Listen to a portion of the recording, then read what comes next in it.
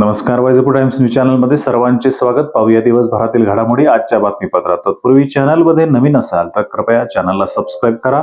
पाहूया दिवसभरातील महत्त्वाच्या घडामोडी. वैजापुरात 331 अर्ज वैध, 10 जणांचे अर्ज ठरले बाद.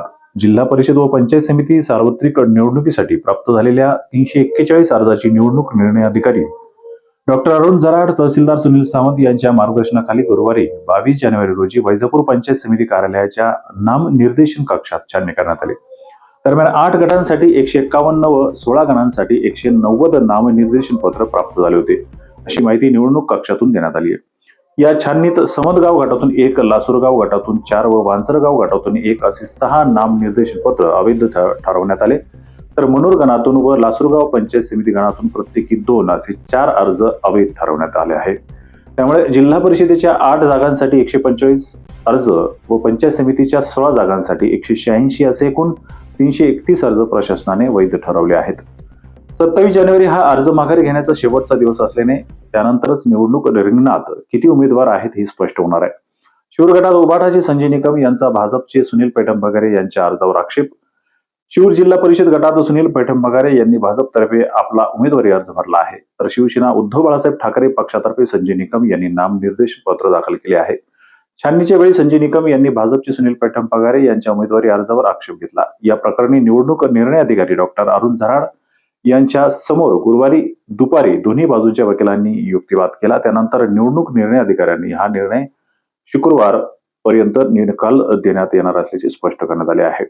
त्यामुळे या निकालाकडे सर्वांचे लक्ष लागले आहे. वैजापूर वकील संघाच्या अध्यक्षपदी ऍडव्होकेट मझहर बेग. वैजापूर येथील जिल्हा न्यायालय वकील संघाच्या निवडणुकीत अध्यक्षपदी ऍडव्होकेट मझहर बेग यांची निवड झाली आहे. उपाध्यक्षपदी ऍडव्होकेट ऐश्वर्या कोठारी, सचिवपदी ऍडव्होकेट तुषार थोट, तर कोषाध्यक्षपदी ऍडव्होकेट सूरज राजपूत यांची निवड करण्यात आली. कार्यकारिणी सदस्य म्हणून वंदना शिंदे, अशोक सोनवणे, मीरा बोराडे, श्रेणी कोठारी व दानिश खान यांची बिनविरोध निवड झाली आहे.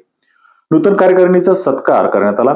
यासह आमदार प्राध्यापक रमेश बोरनारे यांच्या वतीने देखील आमदार कार्यालयात देखील सत्कार करण्यात आला. निवडणूक निर्णय अधिकारी म्हणून advocate SS Thole, advocate MR Shaikh व ऍडव्होकेट DN जाधव यांनी काम पाहिले. वैजापूर शहरातील माळी गल्लीतील श्री संत सावता महाराज मंदिरात पंचधातूतील 10x10 इंच आकाराच्या चरण पादुका श्री मनोज विखनकर वैजापूर यांनी आपल्या आईच्या स्मरणार्थ अर्पण केला. या चरण पादुकांचे गौतम गायकवाड व श्रीमती मनीषा गायकवाड यांच्या हस्ते अभिषेक करून विधिवत प्रस्थापना करण्यात आली. यावेळी संत सावता महाराज मंदिर, माळी गल्ली, वैजापूर सर्व समाजाच्या वतीने निवृत्त CRPF गौतम अशोक गायकवाड यांनी शाल देऊन मनोज विखनकर यांचा सत्कार केला. कार्यक्रमाचे आभार श्रीमती सोनबाई गायकवाड व श्रीमती उज्ज्वला गायकवाड यांनी मानले. या प्रसंगी संत सावता महिला भजनी मंडळाच्या वतीने सर्व सदस्य उपस्थित होत्या.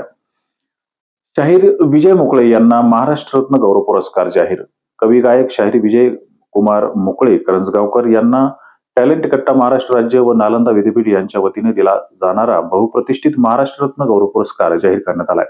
हा पुरस्कार दिनांक 25 जानेवारी 2026 रोजी पुणे येथे SM जोशी सभागृहात मान्यवरांच्या हस्ते प्रदान करण्यात येणार असून निवडपत्र अध्यक्ष व सिनेनाट्य अभिनेते डॉक्टर दीपक जाधव यांनी दिले आहे. पुरस्कार जाहीर झाल्याबद्दल विविध क्षेत्रातील मान्यवर, नातेवाईक व मित्रपरिवाराच्या वतीने मोकळे यांचे अभिनंदन केले जात आहे. पिंपळगाव खंडाळा येथून सीताराम पांडुरंग काटे हे दिनांक 21 जानेवारी रोजी सकाळी 10:30 वाजता कोणाला काही न सांगता घरातून निघून गेलेत. अद्याप त्यांचा शोध लागलेला नाही. हरवलेली व्यक्ती कोणाला आढळल्यास किंवा काही माहिती मिळाल्यास शिरूर पोलीस ठाणे किंवा खाली दिलेल्या क्रमांकावर संपर्क साधावा, असे आवाहन कुटुंबियांनी केले आहे. या बातमीसोबतच आजचे बातमीपत्र समाप्त. अधिक बातम्यांसाठी पाहत रहा वैजापूर टाइम्स. धन्यवाद.